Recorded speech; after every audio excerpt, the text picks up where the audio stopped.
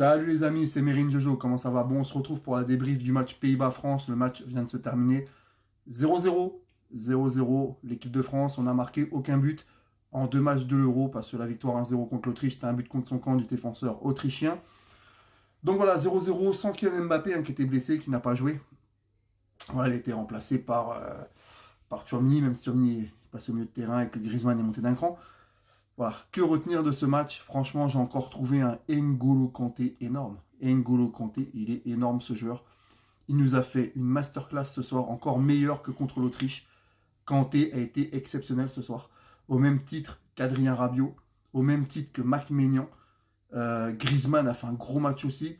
Par contre, les gars, il faudrait peut-être qu'on me dise, c'est quoi ce joueur de merde, Marcus Thuram? Il ne sert à rien. Marcus Thuram ne sert strictement à rien. Pourquoi Didier Deschamps s'obstine à le mettre titulaire?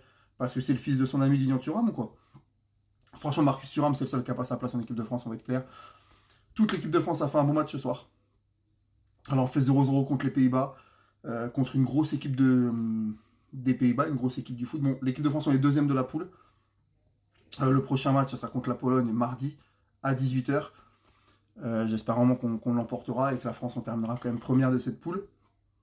Mais en tout cas, voilà, N'Golo Kanté, Rabiot, Griezmann, ces trois joueurs-là m'impressionnent, font vraiment un début d'Euro exceptionnel. Voilà, N'Golo Kanté, franchement, il est parti en Arabie Saoudite, ça se voit pas, il est exceptionnel le joueur. Il est fort. Pour moi, c'est le meilleur joueur de l'équipe de France actuellement. Le point fort de l'équipe de France, c'est le milieu de terrain. On va le dire, hein, Rabiot, Kanté et Griezmann, les trois, ils sont vraiment exceptionnels.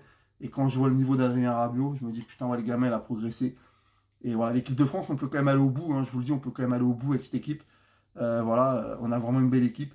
Mike Maignan, quand même, gardien exceptionnel qui fait quand même deux, trois belles parades dans le match, qui nous sauve aussi. Mais l'équipe de France a quand même dominé les Pays-Bas, même si les Pays-Bas ont marqué un but hors jeu. Il y a fait hors jeu, hein, il y a le joueur qui sur une reprise de Xavi Simons. Voilà, donc 0-0, c'est dommage, hein, on reste sur notre fin, on aurait aimé que l'équipe de France gagne ce match.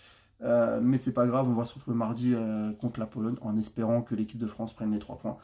Et voilà, ça on passera directement au huitième de finale de cet Euro. Et ça sera élimination directe. Donc mardi qu'on gagne, qu'on prenne la première place et après on verra contre qui on va jouer. En tout cas, bravo. Pour moi, mon homme du match, je vais mettre encore N'Golo Kanté.